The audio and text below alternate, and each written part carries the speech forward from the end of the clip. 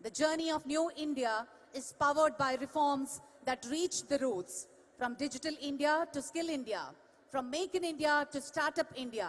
Each initiative has strengthened the foundation of our nation.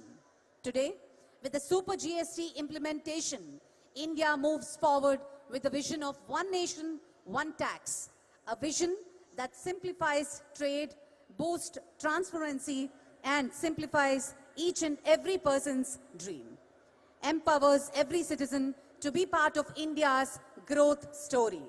It's not just a policy, it's a promise of progress. Ladies and gentlemen, Atmanirbhar Bharat and Uttishth Bharat, these are not just the slogans, but this is the hope. In 2020, when the world stood still, India chose to rise. With the call of Atmanirbhar Bharat, Honorable Prime Minister ignited the spirit of self-reliance, innovation, and nation first. This is not just a slogan, it's a mission, it's a hope. A mission where every farmer becomes an entrepreneur, every woman becomes a leader, and every youth becomes a creator of the future. From indigenous manufacturing to defense, from renewable energy to space technology, India is no longer following the world, but we are leading undoubtedly. Today, as nations across the world seek inspiration, they look to India, the land of sages, science, and sustainability. From yoga to artificial intelligence, from spirituality to space exploration, India stands as the Vishwaguru, a teacher to the world, guiding humanity towards balance, innovation, and harmony. At the heart of this transformation stands one man, Honorable Prime Minister, ladies and gentlemen, whose leadership has turned vision into victory and aspirations into achievements. As we salute his journey from a humble background to the highest office on this land, we are reminded of one timeless truth, that when a leader's heart beats for this nation, 1 billion heartbeats are with him. Let us all take this forward for a Uttishth Bharat and Atmanirbhar Bharat, where every India stands and every Indian tall and proud and unstoppable. Together, let us build a nation that not only dreams big, but delivers beyond imagination.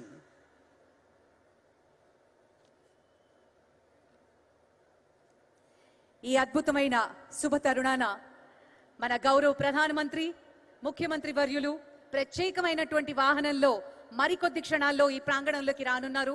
వారి రాక కోసం ఎదురు చూద్దాం. మన జెండాలతో స్వాగతం పలుకుదాం. జై హో అంటూ మన ఆనందాన్ని మన దేశానికి, మన రాష్ట్రానికి, మన ముఖ్యమంత్రికి, అలాగే మన ప్రధాని గారికి కూడా అందజేద్దాం ఈ శుభ తరుణాన.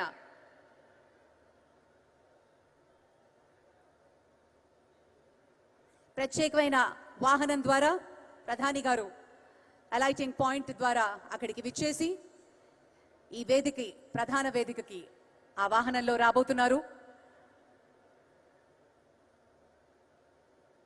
దయచేసి మీ చేతిలో ఉన్న జెండాలని భద్రంగా గుండెల్లో పెట్టుకుని మరీ కాపాడాల్సిందిగా ప్రత్యేకంగా మనవి చేస్తున్నాను. మన జెండా, మన గౌరవం, మన ఆత్మాభిమానం. తమ్ముళ్ళు అందరూ ఉన్నారా? భారత్ మాతా కీ జై.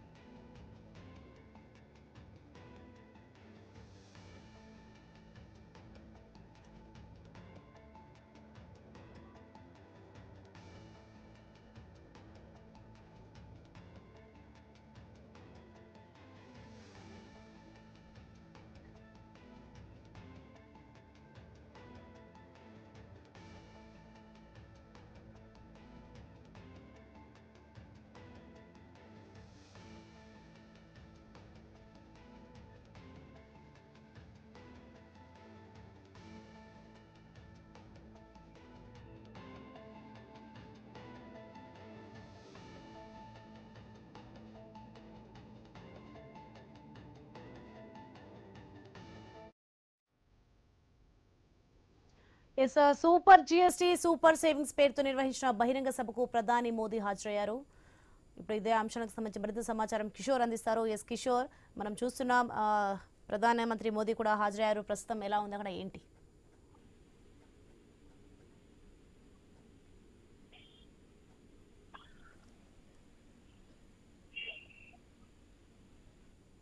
ఎస్ చెప్పండి కిషోర్. సోని ఈరోజు శ్రీశైలం నుంచి దర్శనం చేసుకున్న తర్వాత ప్రధాని మోడీ అక్కడి నుంచి బయలుదేరి డైరెక్ట్ గా కర్నూలు నన్నూరు టోల్ ప్లాజా వద్ద ఏర్పాటు చేసినటువంటి ప్రధాని సభకు మోడీ సభకు ప్రాంగణానికి చేరుకున్నాడు. ఏదైతే సూపర్ జిఎస్టీ సూపర్ సేవింగ్స్ పేరుతో రాష్ట్ర ప్రభుత్వం అత్యంత ప్రతిష్టాత్మకంగా ఏర్పాటు చేసినటువంటి ఒక సభా కార్యక్రమాల్లో పాల్గొనేందుకు, అలాగే 13,450 కోట్ల రూపాయలతో ఏర్పాటు చేసినటువంటి ఈ యొక్క పరిశ్రమల శంకుస్థాపనలు, అలాగే వాటికి సంబంధించి ప్రారంభోత్సవాలకు సంబంధించి మోడీ పంపించనున్నారు. ఏదైతే ఇప్పుడే హెలికాప్టర్ ద్వారా ప్రత్యేక హెలికాప్టర్ ద్వారా ఇక్కడికి చేరుకున్న ప్రధాని మోడీ ముఖ్యమంత్రి చంద్రబాబు నాయుడు, ఉప ముఖ్యమంత్రి పవన్ కళ్యాణ్ సహా ఇతర ఏదైతే రాష్ట్ర గవర్నర్ నజీర్, అలాగే కేంద్ర మంత్రులు, అలాగే రాష్ట్రానికి చెందినటువంటి మంత్రివర్గ సభ్యులందరూ కూడా పూర్తి స్థాయిలో కూడా సభాస్థలికి చేరుకున్న పరిస్థితి కనపడుతోంది. మరికొద్ది సేపట్లో ఇక్కడ రాగమయూరి గ్రీన్ హిల్స్ సంబంధించినటువంటి ఆ యొక్క వెంచర్ లో ఏర్పాటు చేసినటువంటి యొక్క శంకుస్థాపన శిలాఫలకాలకు సంబంధించి ఆయన ఇక్కడ అంకురార్పణ చేయనున్నాడు. ఏదైతే డ్రోన్ సిటీగా ఏర్పాటుకు సంబంధించి డ్రోన్ ఆధారిత సంస్థకు సంబంధించినటువంటి అంకురార్పణ కూడా ఇక్కడ నుంచి చేసే అవకాశం ఉంది.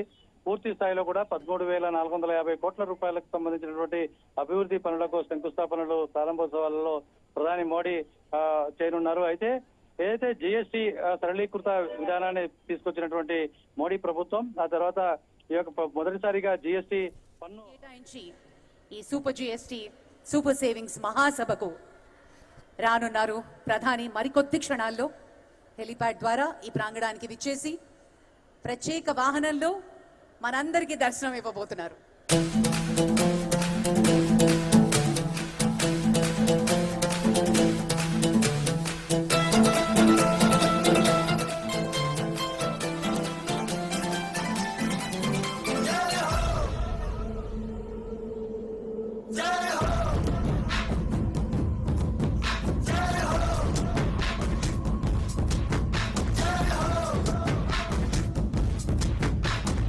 आजा आजा जिंद शामी आने के तले, आजा जरी वाले नीले आसमाने के तले।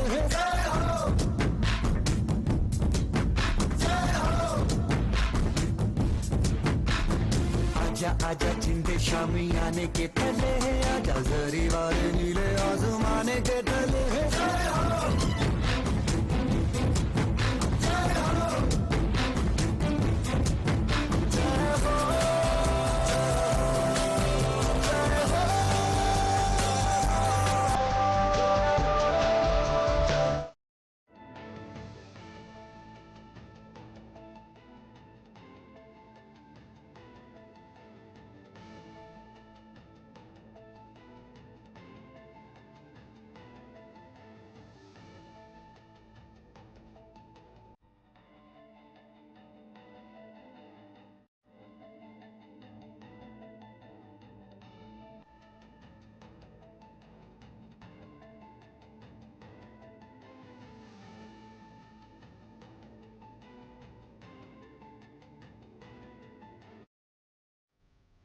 రాష్ట్ర వ్యాప్తంగా పలు చోట్ల నిర్మించబోతున్న 13,429 కోట్ల విలువైన ప్రాజెక్టులకు ప్రధాని నరేంద్ర మోదీ వర్చువల్ గా ప్రారంభోత్సవాలు శంకుస్థాపన చేయనున్నారు. 546 కోట్లతో పూర్తి చేసిన రైల్వే ప్రాజెక్టులు, శ్రీకాకుళం అంగుల్ మధ్య 422 కిలోమీటర్ల మేర 1733 కోట్లతో నిర్మించిన సహజవాయు పైప్లైన్ ప్రాజెక్టులను జాతికి అంకితం చేస్తారు. కృష్ణా జిల్లాలో 362 కోట్లతో చేపట్టిన రక్షణ పరికరాల ఉత్పత్తి ప్రాజెక్ట్, చిత్తూరు జిల్లాలో 200 కోట్లతో చేపట్టిన Indian bottling plant, Muddanur Kadapa హైవేలో పాపాగ్ని నదిపై నిర్వహించిన వంతెనలను మోదీ ప్రారంభిస్తారు. రైట్, ఇదే అంశానికి సంబంధించి మరింత సమాచారం మా ప్రతినిధి ధర్ని కిషోర్ మరింత సమాచారం అందిస్తారు. ఎస్ కిషోర్.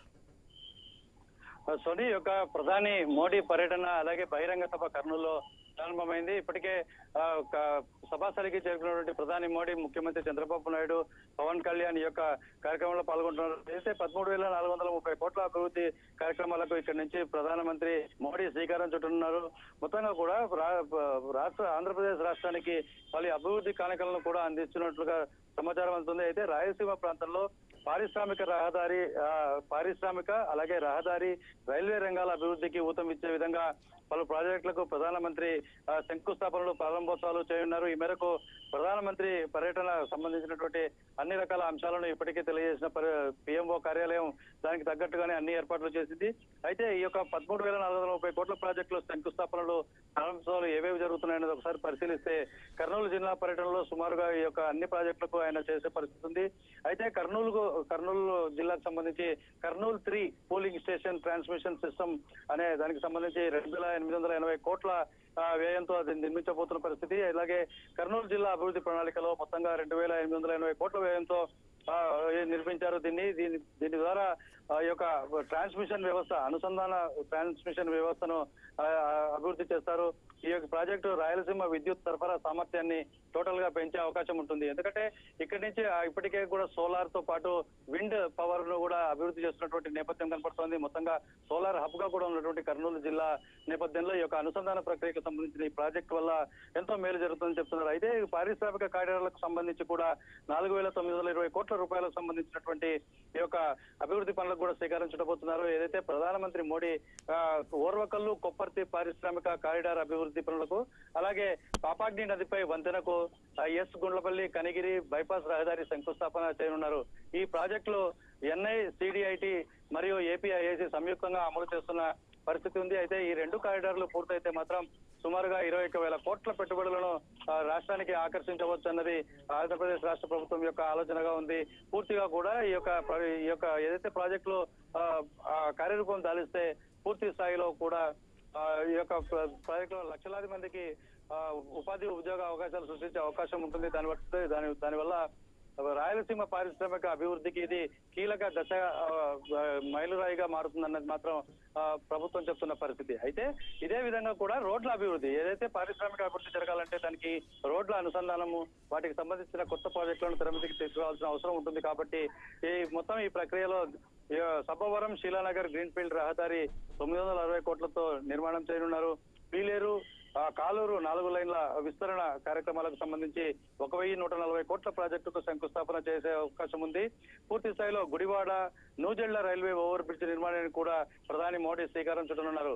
ఇంకా ఈ విధంగా చూసుకున్నట్లయితే ఒకవైపు పారిశ్రామిక రంగం, మరోవైపు విద్యుత్ రంగం, మరొక వైపు రోడ్లు అయిపోయిన తర్వాత రైల్వే ప్రాజెక్టులకు సంబంధించినటువంటి అంశాలు కూడా ఈ యొక్క పర్యటనలో స్థానం కల్పించుకున్నాయని చెప్పాలి. కొత్త వలస విజయనగరం 4వ లైన్ రహదారికి 1,200 కోట్ల రూపాయల వ్యయంతో నిర్మించబోతున్నారు. దానికి కూడా ప్రారంభోత్సవం చేయబోతున్నాడు Modi. Pendurthi Simhachalam railway over bridge ప్రారంభం, అలాగే కొత్త వలస, బొత్తవార,